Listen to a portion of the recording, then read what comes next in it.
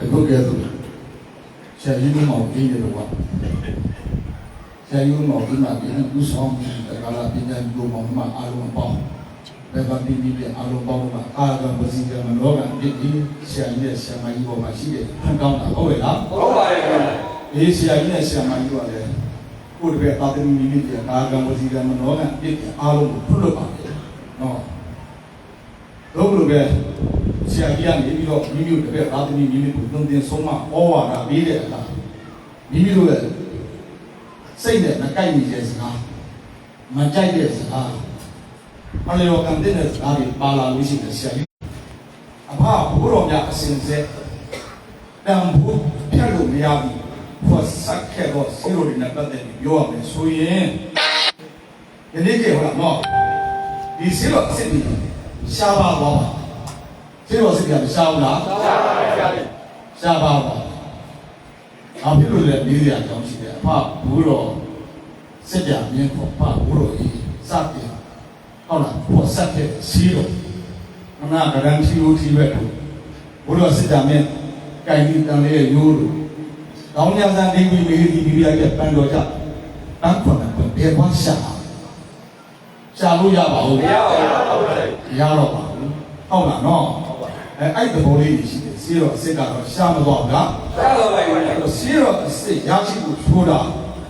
ချစ်ကြင်ကြောင့်နှစ်ပတ်နဲ့ပူဇော်ဝဲကြီးမှာဘိုးတော်ဦးရကိုဆိုသွားပြီးသစ္စာစကားအရာဒါစကားရှိသွားမှာဆိုချစ်ကြင်ကြောင့်ဒီဦးရကိုပောက်ပွဲကိုဆိုသွားတဲ့သစ္စာလမ်းမင်းမှာဝင်ကျဲနေတဲ့စီရောတွေလည်းဖြစ်ဖြစ်မတမာသူရဲ့လက်ထဲမှာ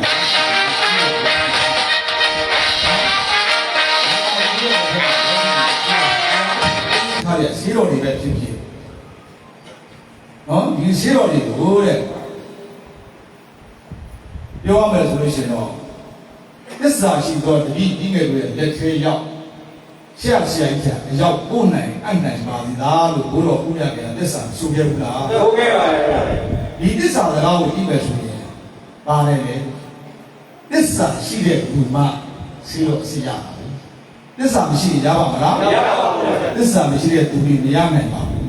ဟုတ်ရဲ့လားဟုတ်ပါတယ်ဗျာဘယ်လိုသဘောလေးရှိတယ်တိုင်းရဲ့ဘောအဲ့တော့ရှေ့ဆောင်မလာဖြောင်းပြောက်သွားနောက်မှတတိုင်းဖြောင်းပြောက်တိုင်းသူဒီစကားနဲ့ညီးတဲ့ဒီဝရအလောင်းလက်ကိုပြီးနဲ့ဟုတ်လားဘုရားအလောင်းလက်ကိုပြီးဇက်ဒီဝရအလောင်းလက်ကိုပြီးနောက်မှလိုက်တဲ့သူရပါလို့ပဲအောက်နဲ့ငယ်သားကြီးဟုတ်လားကောင်းဆောင်မကောင်းတဲ့အခါကျပြည်ကြီးပစ္စည်းမကုန်ဘူးလားဟုတ်ပါဘူးစီဝါရီလည်းဖြစ်လူအသက်တွေလည်းပြည်ကြီးပစ္စည်းပါတို့ဘုရားအလောင်းနောက်ကိုလိုက်တဲ့နော်နောက်လိုက်ငယ်သားတွေအသက်ချမ်းသာရမသွားဘူးလားရပါပါကောင်းဆောင်ကောင်းနောက်လိုက်တဲ့အခါကျတော့အသက်တွေလည်းချမ်းသာတယ်စီဝါဥစ္စာတွေလည်းချမ်းသာတယ်ဘယ်လိုမရှိဘူးလားရှိပါတယ်ဗျာဒီလိုသဘောတွေရှိတော့ဆိုကြပါဦးဒိုင်းတော်ကြီးမှလည်းရှေ့ဆောင်ကောင်းလိုလားလိုပါတယ်ခင်ဗျာရှေ့ဆောင်ဦးဆောင်ခေါင်းဆောင်နေတဲ့ဆရာကြီးကသစ္စာရှိဖို့လိုတယ်မှန်မှန်ကန်ကန်ရုပ်ဆောင်ဖို့လိုတယ်ခေါင်းဆောင်ကောင်းဖြစ်ဖို့လိုလားလိုပါတယ်ခင်ဗျာခေါင်းဆောင်ကောင်းနောက်ကိုမလိုက်ရတဲ့တပြက်တွေအဖို့ဆေးတော်အစစ်မှန်ဆိုတာရရှိနိုင်ပါမလားမရရှိနိုင်ပါဘူးဗျာမရရှိနိုင်ဘူးဆေးတော်အစစ်ကတန်ဖို့ဖြတ်လို့မရတဲ့ယရနာအစစ်ဆိုတာဆရာတိုင်းမသိဆေးတော်တွေရှားသွားပြီဒီလိုဆေးတော်တွေကိုနားမလည်ဘူးဟုတ်လားတရားသိပြောရင်တော့ဆေးကောင်းတော့တန်ကောင်းဟုတ်လားများတို့ချပြီးတဲ့ဆေးတော်တဆုတိရွှေ90မျိုး90ဟုတ်လားတရားပြည့်ဒီစီကသုံးလို့ရတဲ့ဆေးသဘောမပေါက်တဲ့အခါကျတော့ဘာလို့ဆေးတွေကတအားပြီးချက်ပြီးတပည့်တွေပြီးချက်တတ်ပြီးဟုတ်လားဆေးတော်တွေကတော့ဆရာကြီးတန်းစိန်တို့အဲ့လိုပဲတပည့်တွေကိုပဲဒါလည်းဟမ်နောက်တစ်ခုထည့်မယ်ဆိုချမယ်ဆိုတာဟာငါသားမင်းချပြီးတဲ့စီတယောက်အာပြီးတဲ့ဆိုတော့တပည့်တွေတိတ်တိုက်ပြီဟုတ်လားနော်ပြုတ်ခဲ့တဲ့ထိုးပြီးတော့မိုက်တဲ့ကောင်ပဲကွာနောက်အဲ့လိုလုပ်တယ်ဟုတ်လားဆရာကြီးစီဘူးတွေ့ပြီးနှစ်ပေါင်း50ပေါ့ပေါင်းဝါးလေးပဲရှိသေးတယ်ဆွေး90ရိုးပါလို့ဟုတ်ရတယ်စီးတယ်ပေါ့ကွာဟုတ်ပါတယ်ဒါလို့တန်ဖိုးလူတိုင်းနားလဲလားနားမလဲပါဘူးနားမလဲဘူးဟုတ်လားနော်နားမလဲတဲ့ခါကျတော့ဆိုကြပါစို့စီးတော့အစ်စ်ကိုတန်ဖိုးမသိကြတဲ့ဆရာအတော်များများကစီးတော်ကိုပတ်သက်ပြီးတော့ဒီလိုတွေနဲ့ပတ်သက်ပြီး line ပေါ်မှာတင်ကြောင်းတယ်။ဒါရောမတွေ့ကြဘူးလား။တွေ့ပါတယ်။နေဖောက်လို့ဖောက်ဇီရိုတွေရရှိတဲ့ဆရာကလည်းရရှိတဲ့ပုဂ္ဂိုလ်ကလည်း ကိုရထားတဲ့စီတော်တွေကအတူမှန်မသိအစစ်မှန်မသိလိုအပ်တဲ့ဆရာများလာရောက်ပြင်ဆောင်နိုင်ပါတယ်ဆိုပြီးအကားပြီးလို့သိဟုတ်လားငွေချင်းနဲ့ရောင်းလို့ရောင်းတို့ လိုင်းပေါ်မှာမတွေ့ဘူးလားတွေ့ပါရဲ့အော်တန်း40လုံးနေကြတာကိုမြင်တွေ့ရတယ်ဗျဟုတ်လားဟုတ်ပါရဲ့ဗျဆေးတော်အတူဆေးတော်အပွားတွေကိုဂိုင်းတော်မှာဆေးတော်တွေနဲ့ပုံစံတူဂိုင်းကဆေးတော်တွေနဲ့ပုံစံတူအင်ထုပြီးဂိုင်းတော်ကြီးထဲမှာအမှန်တကယ်လိုအပ်နေတဲ့ဆရာတွေကိုအကြံအဖန်လုပ်ဆေးအတူနော်ဆေးအပွားတွေကိုလိန်ညာရောက်စားပြီးဂိုင်းကိုဖြစ်စည်းနေတဲ့လူတွေလည်းရှိတယ်ဗျဘောပေါက်ကပြီးဘောပေါက်ပါရဲ့ဘယ်လိုတွေမရှိဘူးလားရှိပါရဲ့ဗျတို့ဂိုင်းမှာမင်းစဉ်းစားလို့ကောင်းတယ်ဒီဂိုင်းလို့ကစီးတော်ရင်းနဲ့ပတ်သက်ပြီးဟုတ်ရဲ့လားဟုတ်ပါရဲ့ဗျနောက်ကကိုယ်ဆရာကြီးတွေကိုတော်လန်ပုံကံပြီးဖောက်ပြန်နေပြီဟုတ်လားကိုယ်သဘောနဲ့ကိုယ်ဆေးရီစမ်းဟုတ်လားစုပ်ပြုတ်စီးတော်တွေချပြီးမတိနားမလဲတဲ့တပည့်ကိုရိုက်စားလုပ်နေတဲ့ဆရာရောမရှိဘူးလားရှိပါရဲ့ဗျရှိတယ်ဂိုင်းမှာဟုတ်လားနော်တို့မျိုးမျိုးတွေ့တယ်ပြီးတော့ဘာဖြစ်တော့တလန်စီမမသိအောက်လန်စီမမသိဒီစီရောကိုရပြတယ်လို့ရလာပြီးတော့ကိုယ်သဘောနဲ့ကိုစမ်းကျင်ကိုစမ်းကြတယ်ဗျကိုယ်တည်းကိုချတယ်လို့ချပေးကြအချို့ဆရာကြီးကအိမ်မဲ့ထဲမှာဘိုးတော်တွေကစစ်စမ်းပိုင်ဝင်ပေးတယ်ဆိုပြီးတော့ဆေးကိုစမ်းကြနော်ဟာဘိုးတော်တွေကပေးတယ်ပေါ့ဘယ်လိုလဲဆိုကြပါတော့အိမ်မဲ့ထဲပေးတယ်ဆိုပြီးတော့ဆေးတွေစမ်းကြတချို့ကလည်းဝိဇ္ဇာတွေကဆေးတော်တွေကိုလာပေးလို့စမ်းတန်ကြီးပေးလို့ဆိုပြီးကိုယ်သဘောနဲ့ကိုစေးတော်တွေကိုစမ်းကြနော်ငါဆရာကစေးစမ်းပိုင်ဝင်ပေးလို့ဆိုပြီးစုပ်ပြုတ်စေးတော်တွေချပိုင်ဝင်ပေးလို့ဆိုပြီးကိုယ်သဘောနဲ့ကိုစေးတော်တွေစုပ်တော်တွေရုပ်တော်တွေချပေးနေကြဟုတ်လားဟုတ်ပါရဲ့ဒီနေရာမှာဒီဆရာလေးပေါ့စက်ကနေလည်းချတာဆရာမလေးတွေကလည်းလိုင်းပေါ်မှာမတွေ့ဘူးလားဆရာကြီးကလည်းချတပည့်ကလည်းချတယ်သားကလည်းချမြေကလည်းမြေကရောဒီတို့ရွတ်စားအကုန်ချပေးနေကြဟုတ်ရဲ့လားဟုတ်ပါရဲ့ကိုမြင်းကိုဆိုင်ညောင်ကိုင်းကြည့်ကြည့်ငါလေငါတို့ဘိုးရောက်ကိုနဲ့မတန်မရအဖဘိုးတို့တွေထံမှာလုတ်တိုင်ဝင်မရရှိကြပါပဲနဲ့မလုတ်တဲ့အလုပ်တွေကိုဟုတ်လားအရွယ်သုံးစားလုတ်နေကြပြီရှင်းတော့ကိုသဘောနဲ့ကိုစမ်းသုတ်တို့စီတို့ကိုယ်တော်နဲ့ကိုစီးမဲ့ကမ်းမဲ့ဗျံမလာချပေးနေကြလို့လောက်ဆောင်နေကြလို့ယနေ့ဂိုင်းတော်ကြီးပြည့်စည်ရတဲ့အကြောင်းရင်းအဓိကအချက်ကြီးကအဲ့လိုလောက်ဆောင်နေတဲ့ဆရာတွေတောင်းတယ်ဟုတ်လားဟုတ်ပါရဲ့ဗျာဟာနဲ့ဒီလိုတန်ကိုတန်ကြီးကဖြစ်တယ်ပြင်းကျော်ဂိုင်းတော်ကြီးကိုလည်းပြင်းကျော်ဆရာတွေကလည်းဖြစ်စည်းနေတာဟုတ်လားဟုတ်ပါရဲ့ဗျာဒီလိုသဘောလေးတွေရှိဘူးလားရှိပါရဲ့ဗျာဂိုင်းတော်ကြီးတို့ရာဇဝကိုပြန်ကြည့်လိုက်စမ်းပါဈေးတော်စမ်းပိုင်ခွင့်သုတ်တို့ချပိုင်ခွင့်ဈေးတော်ချပိုင်ခွင့်ဆိုတဲ့ဂိုင်းတော်ကြီးရဲ့အထိတ်အာနာပါဝါတွေကိုဘိုးတော်အစဉ်ဆက်သူတို့ယုံကြည်စိတ်ချရတဲ့အပြီးတူးတဲ့ဘုရားလုတ်ပိုင်ခွင့်အမွေတွေကိုဟုတ်လားအမွေဆက်ခံပြီးဖြစ်ခွင့်အပေးခဲ့တာမဟုတ်ပြည့်တဲ့ຢာတွေရှိတာမရှိပါဘူးဟာဘိုးတော်ကြီးကဘိုးတော်ပြုပေးတယ်ဘိုးတော်ပြုဟာဘိုးတော်ပြဘိုးတော်ဟာဘိုးတော်ပြဟုတ်လားဘာဘိုးတော်ပြုဟာဘယ်လိုလဲဘာဘိုးတော်ကြီးဟာဘိုးတော်ပြုပေးတယ်ဘာဘိုးတော်ပြုဟာဘိုးတော်ပြုကိုပေးတယ်ဘိုးတော်ပြုဟာဘိုးတော်ဟာဘိုးတော်ဟာဘိုးတော်ပြုပြတယ်ဟာပြုတော့ဥတင်တော့ဆရာကြီးတို့လက်ချက်တယ်ဘလို့တူးလေးပဲပေးတာတူးပေးလို့ထုံးနိုင်ရှိလားမရှိပါဘူးဘာဖြစ်လို့လဲဘုံကြောင့်ဒီကြောင့်ကိုကြည့်လိုက်ဟုတ်လားအရင်ဆရာတော်ကတောင်းနိုင်တာဖြစ်ဝက်အခက်မှနောက်ကူကတောင်းထိုင်လို့ရတာကိုယ်တော်နဲ့ကိုတောင်းနိုင်လို့ရတာမရပါဘူးပြန်တဲ့ပုဂ္ဂိုလ်ကတော့ခန်းနေတယ်ဟုတ်လားဟုတ်ပါရဲ့ဒီနိုင်ငံတော်အုပ်ချုပ်တဲ့ကာချုပ်တဲ့ကြည့်လိုက်အရင်ကာချုပ်ကနောက်ကာချုပ်ကိုကိုယ်ကအမနောက်ကာချုပ်ကဟုတ်လားလောက်တိုင်းပဲအာဏာမရှိလားရှိပါရဲ့လောကသဘာဝတွေဒီလိုသဘောတွေရှိလားရှိပါရဲ့အမွေစက္ကန့်သူအဖြစ်တရားဝင်လွဲရပြီးရင်ခံရတဲ့ပုဂ္ဂိုလ်မှခြေတော်စံပိုင်ခွင့်ခြေတော်ချပိုင်ခွင့်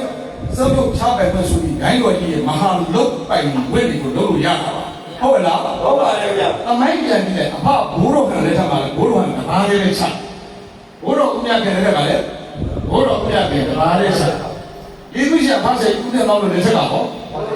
ဦးတင်တော်ကဘာလေးလားချတာဦးဆရာကြီးတို့လက်ချက်တယ်ဘာလေးလားချတာ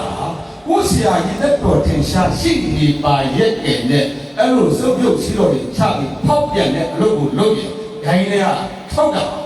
ဟုတ်လားဒါလိုတွေမရှိဘူးလားအဲ့လိုရေးယူခြင်းများကိုဘာဘိုးတော်ရလောက်ဆောင်ဘူးလားကျွန်တော်တို့ဂိုင်းတမစင်ကိုကြည့်လိုက်အစင်ဆက်ကိုကြည့်လိုက်အဲ့လိုပေါက်ပြန်ရင်ဂိုင်းကပေါက်ပြန်တာဟုတ်လားဒါလည်းလည်းကျွန်တော်တို့ရဲ့ဆရာကြီးဥရွှေပေါင်းတို့ခုရင်းမျိုးရှိတယ်ဒါတမိုင်းထဲမှာထည့်တယ်ယေရှုရှင်ဖဆိုင်ဥဒေပေါင်းကသူ့လူစီတော့ချပေးပါလေတဲ့သူကကိုယ်သဘောနဲ့ကိုချတော့ဂိုင်းကမထုတ်ဘူးလားတမိုင်းတွေတမိုင်းဘယ်လိုတွေရှိတယ်ဒါလေးတွေကိုပြန်ကြည့်ဖို့မလိုဘူးလားအေးဆရာကြီးတို့အဖွဲ့အစည်းကလည်းဟုတ်လားနော်ဖဘိုးတော်များမူတိုင်းလှုပ်ဆောင်နေတာကိုယ်သဘောနဲ့ကိုဘာမှမလုပ်ဘူးသဘောပေါက်ရမင်းအချို့ဆရာတွေကဆိုရပါလို့ဗျာအနေထားအပြင်ကျော်ကျွင်းကျော်ဂိုင်းတော်ကြီးအမည်နာမဒီကနေ့ခွဲထွက်ပြီးကျွေးမော်တို့ကျွေးမျောတို့ကျွေးရင်မြိုင်တို့သမတာရတို့ဂိုင်းအမည်နာမအမျိုးမျိုးပြောင်းပြီးခွဲထွက်သွားတဲ့ဆရာရောမရှိဘူးလားရှိပါဗျာအဲ့လိုခွဲထွက်သွားတဲ့ဂိုင်းတော့ထင်ပေါ်ကြရလားမထင်ပေါ်ပါဘူးဗျဟုတ်လားဟင်ဒီလိုဖြောက်လို့ရလို့လားမရပါဘူးဟုတ်လားနော်အချို့ဆရာတွေကလည်းရွှင်ကျော်ဂိုင်းကနေထွက်ပြီးအိစ္ဆာတရားဂိုင်းလို့မနောစီတုတ်တ်လို့မနောမရိပ်ကြီးလို့နတ်လို့ဓာတ်လို့အင်းလို့ဆေးလို့လောလည်းဖွဲ့လို့သုံးနေတဲ့အခြားဂိုင်းကိုပြောင်းသွားတဲ့ဟုတ်လားဆရာရောမရှိဘူးလားရှိပါပါဂိုင်းမှန်လူမှန်စင်မှန်ဆိုတဲ့မှန်တုတ်တဲ့ထဲကဂိုင်းမှန်ပြီးဖောက်ပြန်သွားတဲ့ဆရာတွေကလည်းရှိနေဘူးလားရှိနေပါလေအချို့သောဆရာတွေကလည်းဂိုင်းတော်ကြီးဆေးစစ်တာမစစ်တာမသိရပဲဆေးတော်ကြီးကိုဆေးတော်တဆူ9သိန်း9သိန်း10သိန်း10သိန်းချပြီးနေတာတွေ့ရတယ်အများဆုံးတော့သွတ်တဲ့ကို10သိန်းဆေးတော်ကြီးကို350တောင်ချပြီးကြဘယ်တော့အော်မကောင်းဘူးလားလူမှန်းမသိအစင်မှန်းမသိဟုတ်လားဆေးတော်ကြီးချပြီးနေကြတာတွေ့ရပါလေကို့အဖွဲ့အစည်းတဲ့ကိုဟုတ်တာကောမဟုတ်တာကိုရွှင်ကျော်ဆရာတွေကဘတ်ပေါက်နေလားအဲ့တော့ဘုရောများလည်းဆိုစီတန်းရှိသေးလားမရှိတော့ဘူးအဲ့လိုဘုရောများအစင်ဆက်လုတ်ပိုင်ွက်အမွေနစ်ကိုမရရှိပဲကိုယ်သဘောနဲ့ကိုလှုပ်ဆောင်နေရပြီးဆရာတွေရဲ့အဖွဲ့အစည်းကိုရောက်ရှိသွားတဲ့တတိဖို့အလောက်နစ်နာလိုက်တယ်အလောက်နစ်နာလိုက်တယ်မှန်မှန်ကန်တဲ့ဆရာတွေလက်ထက်ရောက်သွားတယ်မနစ်နာဘူးလားအများကြီးနဲ့ကျွန်တော်စဉ်းစားကြည့်တာအဲ့ဆရာတွေလက်ထက်ရောက်သွားတယ်အဲ့ဒီအဖွဲ့မှာဆရာမဆရာခံဆိုတာမရှိတော့ဘူးအဘောပေါ်လာပြီတပည့်မှာတပည့်ကဆိုရှိသေးလားမရှိပါဘူးဆရာမဆရာတပည့်မှာတပည့်ကအဲ့ဒီအဖွဲလေးရောက်သွားပြီတော့ဆရာအမှားလုပ်တာအမှန်လုပ်တဲ့တတိခံကြပြီတော့အဘောပေါ်ရလားရွှင်ကျော်ဆိုတော့လူတွေကအားကြမှားတာမှန်တာဒီဆရာလေးအကြောင်းဂိုင်းအကြောင်းကိုနားလဲပါရွှင်ကျော်ဆိုတဲ့အမည်နာမရရင်ပညာခံကြလားဟုတ်လားဟုတ်ပါတယ်ဒါလို့အမှားလုပ်နေတဲ့ဆရာကြီးလက်ထက်ရောက်သွားတဲ့တတိယကိုဘလောက်နည်းနာလို့တိုင်းနည်းနာပါဗျာအများကြီးနည်းနာပါမယ်ဟုတ်ရဲ့လားဟုတ်ပါတယ်ဒီလိုသဘောလေးတွေရှိတယ်အဲမင်းတို့ကအဲမိုက်ကအိပ်ပြောရတယ်ဆရာအေးမပြောရဲဘူးတကားတရားဖောက်နော်မင်းမိုက်ကြီးကကြီးရတယ်လို့နည်းနည်းမိုက်ကဖွင့်ပြရအောင်လားဖွင့်လိုက်အေးဖွင့်လိုက်ဘယ်လိုလဲဆရာကိုကြီးလည်းမိုက်ကြိုင်ထားတယ်ဒီကဆရာကမိုက်ကြိုင်ထားနော်လိုပဲစကားပြောတဲ့အခါဖတ်စဉ်ကြတော့တရားထောက်ရှိဖို့လေကွာညင်းများလို့လည်းနောက်ကရက်ဆွဲပါအာဘူးတော့ပြေးလာဟုတ်လားဒီလိုကနောက်ကပေါက်တော့လားကိုယ်ကရှိပြေးလို့ကောင်းတာပေါ့သဘောပေါက်လားမသိဘူးပေါက်ပါတယ်အဲ့လိုကိုယ်ကိုသဘောနဲ့ကိုလုပ်တဲ့အခွင့်နဲ့ခင်ဗျားတို့ရောက်ချင်လားရောက်ပါပါအဲ့ဒါသေးပြီးဆရာဟုတ်လားဟုတ်ပါတယ်အဲ့တော့ဘာဖြစ်လို့လေးဆရာကြောင်းရှိဆရာကအမှားလုပ်တာဟုတ်လားဟုတ်ပါတယ်အမှန်လုပ်တဲ့လူကြီးခံပြီးတော့ဆရာမဆရာကတတိပါတိကဟုတ်ပြီလားဟုတ်ပါဘူးဂိုင်းတော်ကြီးရဲ့အကြီးကိုအုပ်ချုပ်နော်ဂိုင်းတော်ဆရာကြီးဂိုင်းတော်ကြီးလုတ်တိုင်မဲ့အမွေတွေကိုပြည့်စင်ခံရသည့်ဆရာမဆေးတော်စံပိုင်ခွင့်သုတ်လို့ဆေးတော်ချပိုင်ခွင့်လုတ်တိုင်မှုကိုရရှိကြဂိုင်းတော်ကြီးအမွေကိုမရရှိပဲကိုယ်သဘောနဲ့ကိုချနေတဲ့ဆရာကြီးကလည်းအများဘူးလားဟုတ်ပါဘူးလောကကြီးမှာအများကြီးပဲရွှေတော်ထဲမှာဟင်ကြည့်လိုက်ရင်အော်နှလုံးသားပြန်ကောင်းတယ်ဒါလိုပြောရင်လည်းအဲ့ဆယ်တိုက်ရှင်မှတိုက်ဟုတ်လားဟုတ်ပါရဲ့ဟာကိုသိတယ်ကိုမှန်တာလောက်တာလားမမှန်တာလောက်တာလားဟုတ်တာလောက်တာလားမဟုတ်တာလောက်တာလားကိုမသိဘူးလားသိပါရဲ့ဗျာအဲ့သဘောလေးရှိကျွန်တော်တို့ရဲ့နော်ဂိုင်းရဲ့တမန်စင်ကိုပြောရမယ်ဆိုရင်ဂိုင်းတော်ကြီးရဲ့အထွတ်ထိပ်ဖြစ်တဲ့ရှင်းတော်များကို system ပိုင်ခွင့်စီမံပိုင်ခွင့်လုပ်ပိုင်ခွင့်အာဏာဂိုင်းတော်ကြီးရဲ့အမွေတွေများကိုအဖဘိုးတော်အေးမှအဖဘိုးတော်ပြုကိုဝဲခဲ့ဟုတ်ရဲ့လားဟုတ်ပါရဲ့ဗျာဘိုးတော်ပြုမှအဖဘိုးတော်ပွင့်ကြီးကိုအိဆာတရားမဟိတိစီဂိုင်းတော်လူကြီးအဖြစ်ဝဲခဲ့တာ အဘဘိုးတော်ဘုန်းကနေပြီးတော့အဘဘိုးတော်ဟန်ကိုရွှေရင်ကျော်အိဆာတရားမေဒီရွှေကိုင်းတော်ပြုတ်ပြီးဖြစ်ွယ်ထည့်လာဟုတ်ရဲ့လားဟုတ်ပါဗျာအဖဘိုးတော်မှာအဖဘိုးတော်ဦးမြတ်တင်ကိုဝဲမလွဲအပ်ခဲ့ဘူးလားဟုတ်ပါဗျာ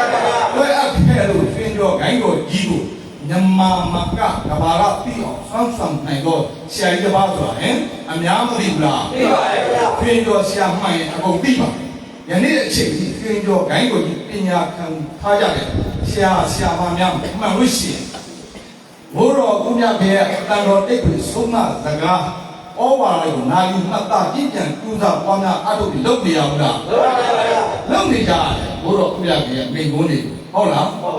ဘိုးတော်ဦးမြတ်ကဘိုးတော်ဦးတင်တော်ကိုဟုတ်လားရှေးတော်ဆက်စုအနှံခဲ့သည့်အကြောင်းတရားနဲ့ပတ်သက်ပြီးရှေးတော်များစံတပ်ပိုင်ခွင့်ရှေးတော်အပွဲကျင်းပခံရခြင်းရှေးတော်ဆုချခံရခြင်းစကုတ်ရှေးတော်ချပိုင်ခွင့်တိုင်းတော်ကြီးရဲ့အထွတ်တိတ်လုပ်ပိုင်ခွင့်ဟုတ်လားအမွေအနှစ်တို့ကိုပေးအပ်ခြင်းခံရတဲ့ဥဒေတော်ဆိုတဲ့ပုဂ္ဂိုလ်ကြီးပါဟုတ်လားဟုတ်ပါရဲ့ရှင်းတဲ့ကြောင့်မှသစ္စာဆိုတဲ့ဥကျင်ကြောင့်မှဘုရားရလို့ဆရာကြီးဥဒေတော်ပါရတယ်အဘိဓမ္မာဝင်ရတဲ့ဆေးတွေပဲဒီမှာသမာဓိလက်ထဲမှာရောက်ရှိနေတဲ့ဆေးတွေပဲဒီတရားနဲ့သိသိစီရတဲ့ဆေးတွေဒီဆေးတို့ကျွန်တော်တို့သားဖပြီးသုံးပါဘိုးတော်ကရှင်းတဲ့ကြောင့်မှဆိုတယ်ဒီဆေးတော်ကိုသစ္စာရှိတော့တတိတိကလူရဲ့လက်ထဲရောက်ဆရာကြီးထံအရောက်ဖို့နိုင်အနိုင်ပါစီသားလို့သစ္စာပြုချစ်ကြည်ကြောင်းဘိုးကြီးတော့ကဘိုးတော်ပြပြတဲ့ဘယ်ပေါင်းသိမ့်တဲ့ချစ်ရှိတဲ့အခါဥဒ္ဒံတော်ရောက်ပြီဟုတ်လားယာကလေးရှားဖွေပါနာရာဟုတ်လားတရားဝင်ရတယ်ဆရာကြီးဥဒ္ဒံတော်မယ်ရခဲ့တာဟုတ်လားဟုတ်ပါအဲ့မဲ့ကလည်းစိတ်ကူးရင်ပြောနေတာကြံဖန်ဖန်กว่าမင်းလိုငါလိုပဲတဲ့နမင်းကြီးလေးပါဒီမှာမတ်တိုက်တာအကြမ်းမရငါတယ်ကိုထိုင်နေကွာငါ့ကိုငါခေါ်နေပြီတဲ့နောက်၆နှစ်ရှိလောကကြီးတော့ခွာပြောခဲ့ဒါနဲ့လူရကဘူကျူသွားဆိုတာတော့ဆရာကြီးရဲ့စကားဘူကျူသွားတယ်မှတ်ကိုမှန်ဒါလို့နဲ့လေးနှစ်ရှိတော့ထပ်ပြောတယ်ဟုတ်လို့တက်ပလည်းလူတွေပေါက်နဲ့ချီတဲ့အထဲမှာခင်ဗျားတို့ဘာပေါ်ဆဆလုပ်ရဘူးလေလေးနှစ်ရှိတော့ပြောတာတော့ခင်ဗျားတို့ဘာပေါ်ဆဆလုပ်ရခင်ဗျားတို့နဲ့ကျွန်တော်နဲ့တွေ့ရမှာနောင်နှစ်ပဲကျွန်တော်အဲ့လိုတဲ့ပြောတာတော့ဝင်ပြီးဘူးဘောလားမင်းဟုတ်ပါပါအဲ့လိုတွေရှိတယ်ဟာဒီကအဲ့လိုအတိတ်က6နှစ်ရှိတော့ဆက်ဘူးလားဟုတ်ပါပါဒီရွှေကျော်ဆရာကြီးတွေမှာပူပီနေရဲ့ကိုပြောနိုင်တဲ့ဆရာကြီးဘယ်သူရှိမရှိပါဘူးရှားပါမရှိတော့ရှားပါတယ်ဟုတ်လားဟုတ်ပါပါအဲ့လိုတွေမရှိဘူးလားရှိပါပါအေးဒီဒီဝိရှာဖားဆိုင်ကောင်တိုင်းကြီးလာကိုရှောက်တန်းတဲ့အခါဆရာကြီးကိုဆိုင်တော့ပါရီဖြည့်တာပေါ့ဟုတ်လားဟုတ်ပါပါကျွန်တော်တို့ကြီးဝိရှာဖားရဲ့ဈေးတော်တွေလိုအပ်နေတဲ့ဆရာကြီးကိုဈေးတော်တွေသူလည်းဟုတ်လားဟုတ်ပါဒီလိုဈေးတော်တွေလူတဲ့အခါမှာတော့ဘယ်ဒီဟာစောင့်စနစ်တွေကြောက်တာစဘူးလားဆရာကြီးမှဈေးတော်တွေပြတ်လက်နေတဲ့အချိန်နော်ဟိုပုတ်ပါတော့တောက်တော့မှဆရာကြီးသွားပြန်အပားနဲ့ပြန်ဩအပားပေါ်မှာတွေ့ဖို့ပါဆရာကြီးကမျက်နှာပြန်သွားတယ်နတ်သားရဂိုင်းဆရာကြီးဆိုဆေးရှိတော့မျက်နှာပြေတော့ကွာဆိုတော့ပုတ်ဖာပင်ဒီကိုဆရာကြီးမျက်နှာနေတာကိုစိတ်ကခံစားတော့အဖေတော့ဆေးတွေလူမဲ့လာလို့ဆိုတော့ဆေးရဘယ်စမလဲဆေးတွေလူမဲ့လာငါသားလူကွာလူမဲ့ကြဘုံကွာလူမဲ့ကြလူကွာလုံးချီကြည့်လိုက်ရဘာကကြွေအိမ်မှာသူကြောင့်ဆိုင်ကြီးဝိုင်းတဲ့ဆရာကူအားလုံးနဲ့ပါတော့ဝဲကျင်းပါပြီနော်ဆေးတော့သူစမ်းလို့တော့အဲ့ဒီမှာလည်းဆရာကြီးပြန်ကြွားပါပြီအော်လို့ပဲအိမ်မှာနော်တပည့်လေးနဲ့နေတဲ့အချိန်ဒီဘိုးတော်ရဲ့ရုပ်လုံးတော့ကအသက်ဝယ်လာမျက်လုံးတွေစကားမျက်စံတွေစကားတပည့်လေးကအကုန်မြင်လိုက်ဘူးကြီးတော့တော်လွဲ့ပြန်စပြလိုက်ဆရာကြီးတော့မမြင်လိုက်ဘူးဒီလိုပဲပြောပေးနေတာဆိုတော့တပည့်လေးပြန်ကြည့်တော့လည်းဘာမှအသက်ဝယ်လာပြီးတော့ဒီလူပြောတာလည်းဟုတ်ရှုံပါသူတို့ကတော့ပြောကြတော့ဝိုင်းပြီးအဲ့ဒါနဲ့အဲ့ညကြတော့ကုသိုလ်ဝဲပြီးဆရာကြီးမာယူကလည်းကလေးတွေနဲ့ပြင်ပန်းအိတ်ကိုကြဆရာကြီးကြောက်တဲ့ကိုတိုင်လေးရတယ်ဘုရားရှင်နှမ်းပူနေတယ်ဆိုဒီဘိုးတော်ကပုံသွားပြီအလက်ကိုပြောတာပြောမှဆိုဘိုးကျိုးပြဘုရားဆိုတာနန်းနဲ့နန်းနဲ့နမ်မောင်မြို့ရိတ်တာဆရာတော်နော်မဟာစီရိတ်တာဆရာတော်နာကဥဒ္ဒအဲ့ဆရာတော်ကြီးမှာဆေးတော်လေးဆရာတော်မနဲ့ကိုလိုက်ဝါသိန်းတော်လို့ဘိုးတော်ကရုပ်လုံးဘုရားစကားပြောတာဘယ်လိုပြောဖို့လွယ်မလားလွယ်ပါဘူးဗျာတို့နဲ့လိုရင်တော့ဒီဆေးတော်ကြီးလည်းဒီဆရာတော်ကြီးဆရာရတယ် ဆရာတော်ကြီးလည်းနေရမယ်ဒီတော့ငါစညကဂိုင်းပေါင်းလို့ပရိယတ်စာပေတရားကျွန်တော်ဂိုင်းဆက်ပြီးပေါ့ဒီလိုမရဘူးဟိုဘုရောပွင့်လို့လက်ထက်ကပရိယတ်စာပေတရား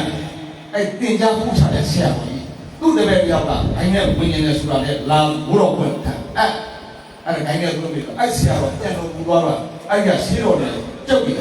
ဆရာကြီးကြလိုက်အဲ့ဘုရောပွင့်လို့လက်ထက်ကသူ့ရှိပါတယ်ဆရာကြီးဟာဆရာကြီးတော့ဆရာကြီးပြန်ဆူချလိုက်အဲ့တော့အဲ့မှာရှိတော်တယ်ရရဟာဘုရောပွင့်လို့လက်ထက်ကရှိတော်တယ်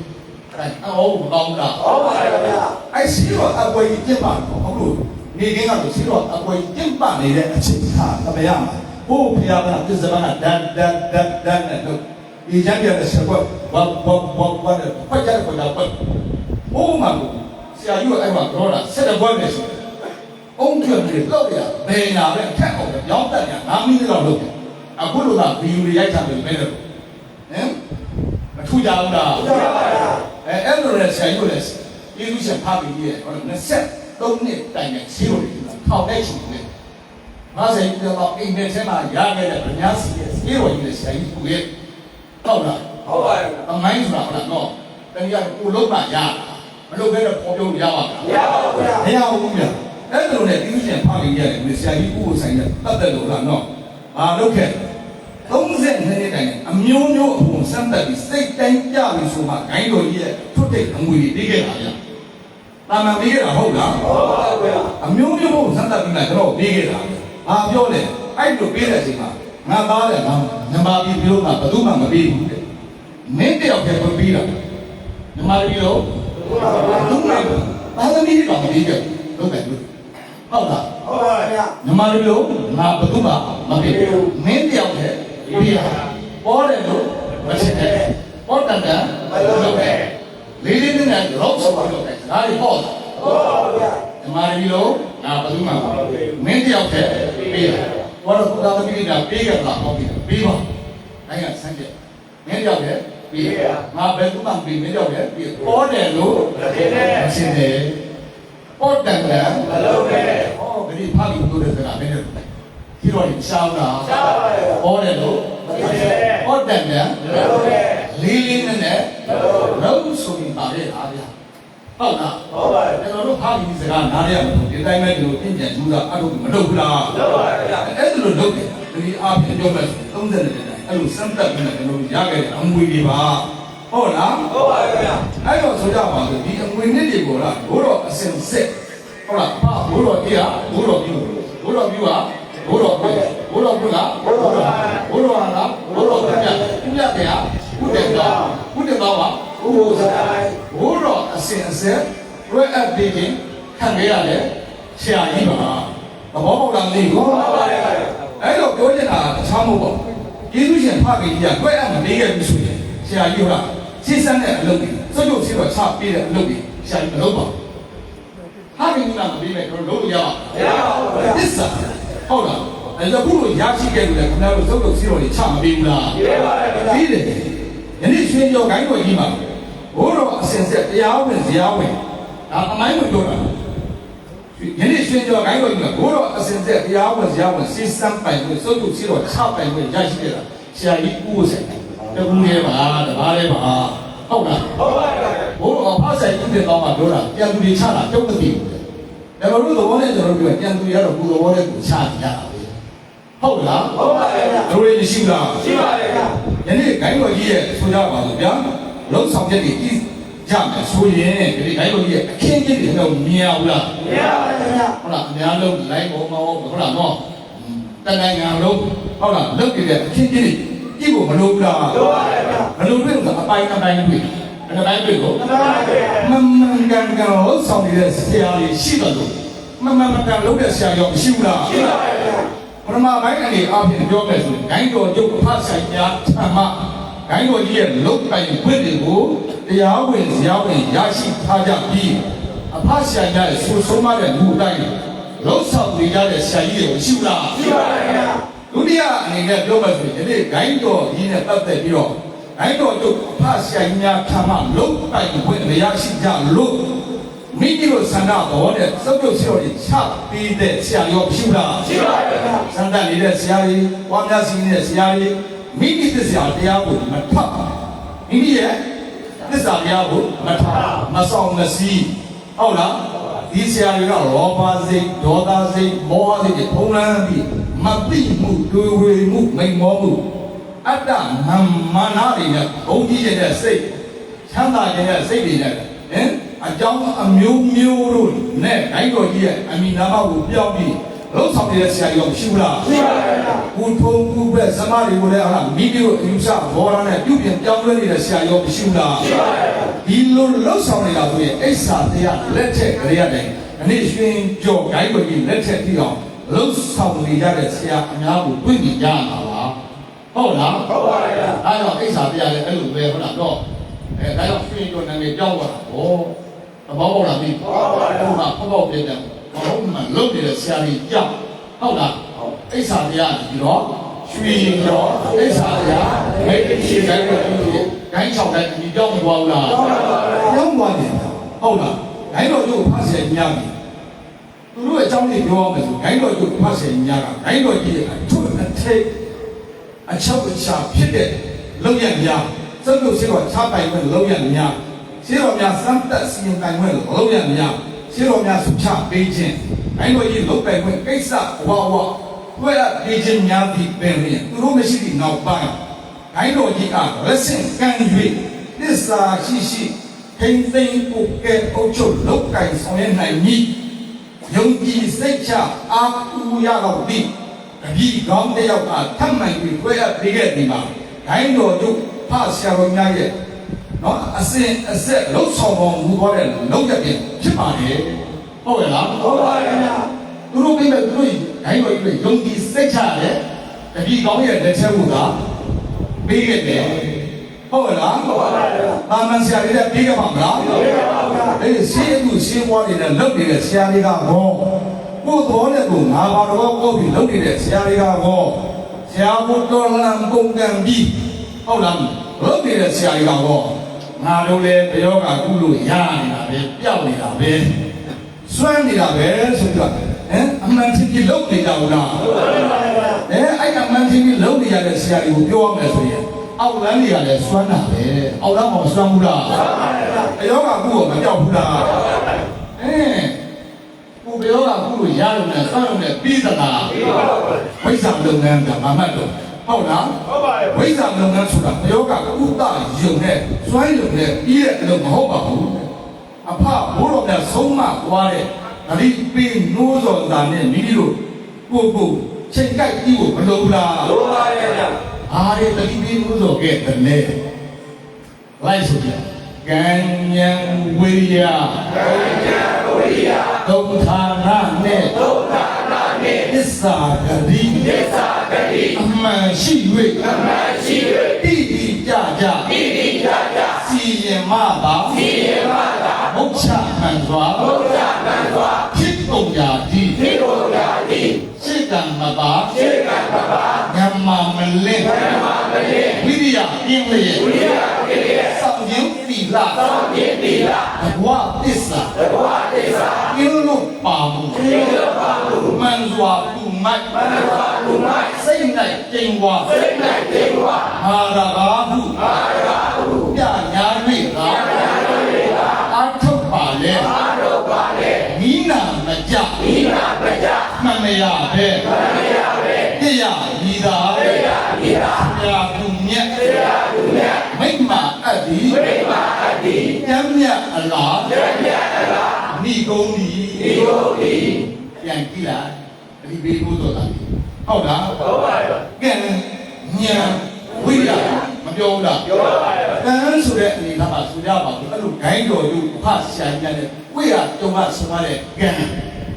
ဒီကံရောပါဘူးမလို့လားဟုတ်ပါရဲ့ဟောဖဆရာကြီးတဲ့ကောင်းတဲ့အစင်တွဲချင်းခံရတဲ့ပုံစံအများကြီးကျွန်တော်တို့ဆရာကြီးတဲ့ကောင်းတဲ့ပဲဖြစ်တာကံမကောင်းဘူးလားဟုတ်ပါရဲ့ကံဉာဏ်ဆိုတာဘယ်လိုဆရာကြီးကဝိဇ္ဇာဉာဏ်ကိုပြီးလို့မရဘူးလားရပါရဲ့အဲ့တော့ကုလကအဲ့လိုဆရာကြီးတဲ့တုံဆုံရတဲ့အချိန်ခါမှာကံဉာဏ်ဝိရိယကိုးစားအထုတ်လို့မလုပ်လားဟုတ်ပါရဲ့ကိုးစားအထုတ်လို့ဆရာကြီးကိုရခဲ့တာဟုတ်လားဟုတ်ပါရဲ့ဝိရိယသုံးဌာနသစ္စာဂတိဟုတ်လားဒီမှာရှိတယ်ဟုတ်လားတော့ ဘယ်လိုဆိုလားဆိုပါရဲ့အဲ့တော့သစ္စာနဲ့ပြီးသလားပြီးပါဘူးကိုသစ္စာရှုံးနဲ့ပြီးပါဘူးမပြီးဘူးဂတိပြီးလို့လည်းမလုပ်လားဟုတ်ပါရဲ့ဟောဟုတ်လားတနည်းအားဖြင့်ပြောဆိုလို့ရှိရင်ကလေးဟုတ်လားဒီနေ့၄နာရီလာခဲ့ခေါ်လိုက်လာတော့လာပါလေညနေ၄နာရီမှလာရင်မှန်ပါအောင်မလားမှန်ပါဘူးဂတိပြီးသေးလားပြီးပါဘူးတိတိကျကျစီရင်မှပါမနေ့၄နာရီခေါ်တာညနေ၄နာရီတိကျပြီးလားပြီးပါဘူးဟောတို့အဖဆိုင်ကဆုံးမတဲ့ကဘယ်နဲ့သစ္စာလည်းရှိဖို့လိုတယ်ဂတိလည်းလိုတယ်ရတဲ့ရွာရဲ့သက်ဆိုင်ရှိတဲ့ကြီးပြီးပြန်မပြီးတော့ဗာဖြစ်ဒါလားရှိကျော်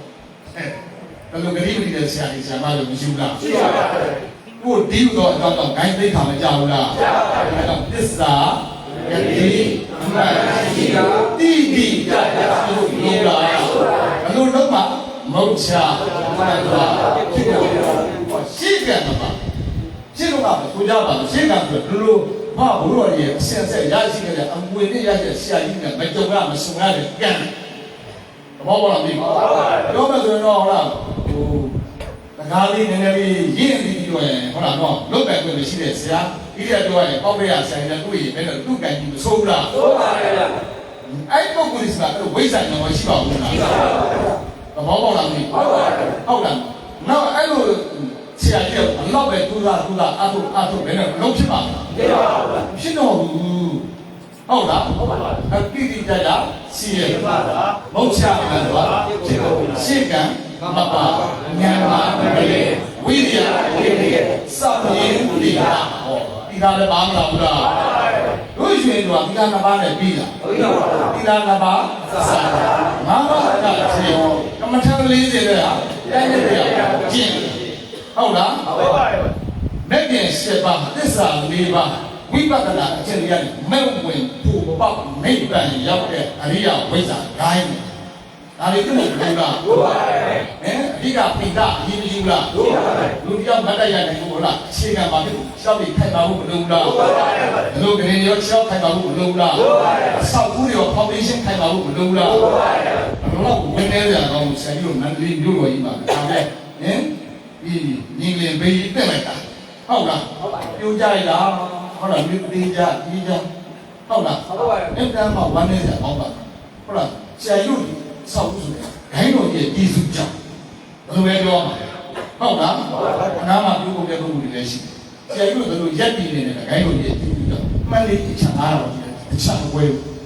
ဟုတ်လားဟုတ်ပါရဲ့လုံးဝဆိုဆရာကြီးတို့ကဒါလေးပြင်းနေရတယ်ဘယ်လိုဂိုင်းတော်ကြီးလုံးလို့ရပါဦးမလားမရပါဘူးမရတော့ဘူးဒါလေးပြင်းနေရမှာဟုတ်လားဟုတ်ပါရဲ့အဲ့ဒီကျေးဇူးတွေမရှိဘူးလားရှိပါရဲ့ထူးထူးခြားခြားမပြဘူးလားပြပါတယ်အဲ့ဒါဘာမှမယုံကြည်လို့ပြဟုတ်လားဟုတ်ပါဆရာကြီးတို့အဲ့လိုပြောရင်ဟုတ်လားနော်အဲ့တော့တိလာရဲစွာသစ္စာဂရိမှန်ရှိပါပိဋိယတာစေပါဘုရားတော်ဖြစ်ပေါ်ရှေ့ကံမှာဉာဏ်မလေးဝိရိယလေးစောင့်ရည်တိလာတဘောသစ္စာဧလိုပါဘူးငါကတော့လုံးနေတယ်သူကပဲလို့သစ္စာဒီဂရိတွေမကင်းဘူးလားကင်းပါလေအဲ့လိုကင်းလို့နေတဲ့ပုဂ္ဂိုလ်ဟာမိသားစုပြောတယ်ငါဆိုပြီးတော့ကြောက်လို့ရပါမလားမရပါဘူးမမနာတွေပေါင်းပြောငါတို့လည်းဆရာကြီးငါတို့လည်းလုပ်လို့ရတယ်ပုံစံမျိုးမမတက်နေပါတယ်ပြည့်ရပြီးတာဆရာသူမြတ်မိဘကျမ်းပြတာဒီလိုပြီးတာရဲ့ပြည့်သစ္စာလေးပြည့်တဲ့ဂရိတွေပြည့်မယ်ဆိုရင်ဘယ်နဲ့လို့မှန်ပါသူမတ်စိတ်လိုက်တုံးဝငါရကားကိုကြာရည်လာအထုတ်ပါလေမိနာမှန်သေးလားမှန်ပါဘူးမိနာမှန်တော့မိနာမကြမှန်မရပဲအမှန်ရပါဦးမလားမရပါဘူးပြည့်ပြီဒါပညာရှိတွေပြောပါတယ်ဆရာကြီးတို့ပြောတာဟုတ်လားဟုတ်ပါဘူးဘယ်လိုလဲမရှိဘူးလားရှိပါတယ်အဲ့မှာအဲ့လိုရှိပါတယ်ဗျအဲ့တော့ပြောမယ်မိုးတိကောင်လေကားထောင်ဟုတ်လားကဘာပတ်အောင်ကြော်တဲ့ဒီတိုင်း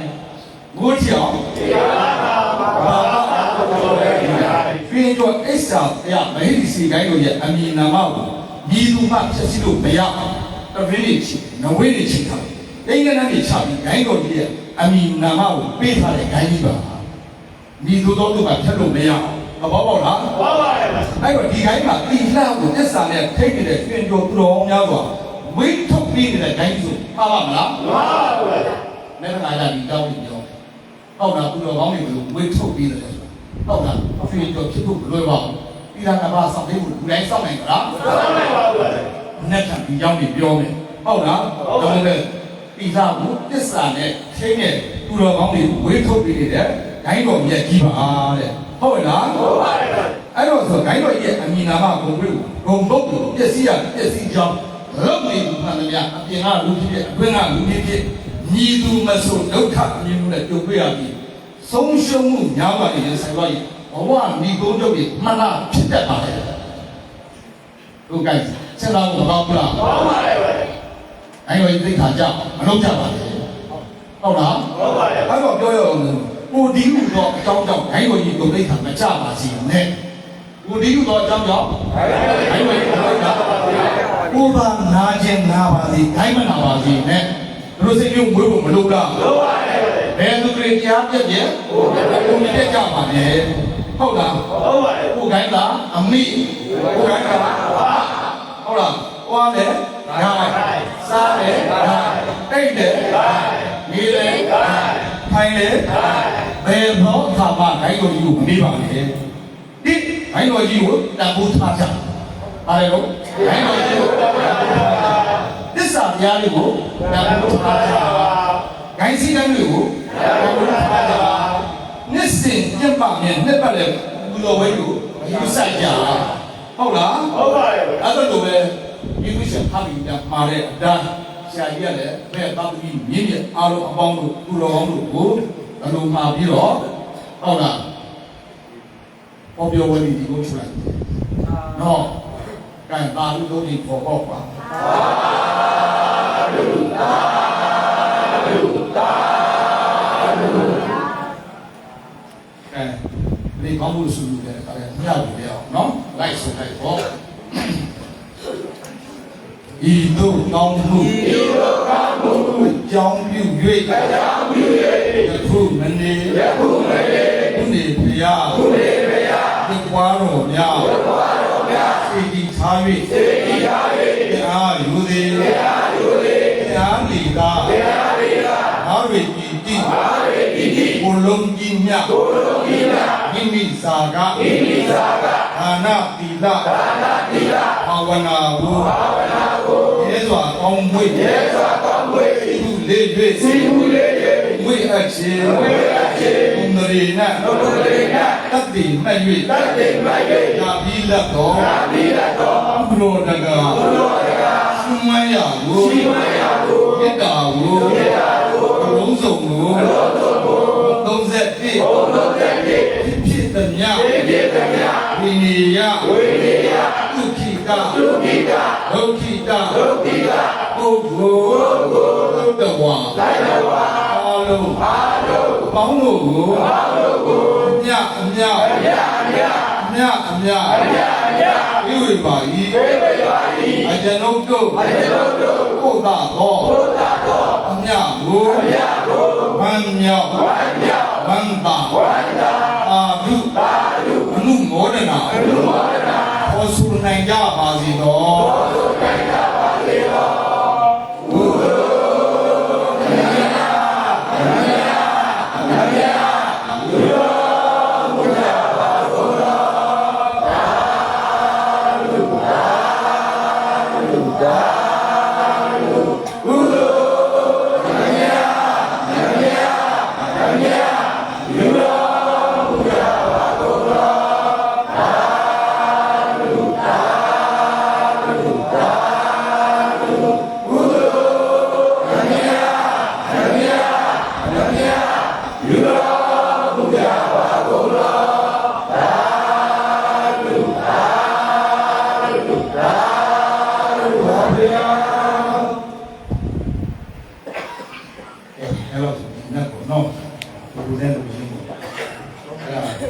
အခု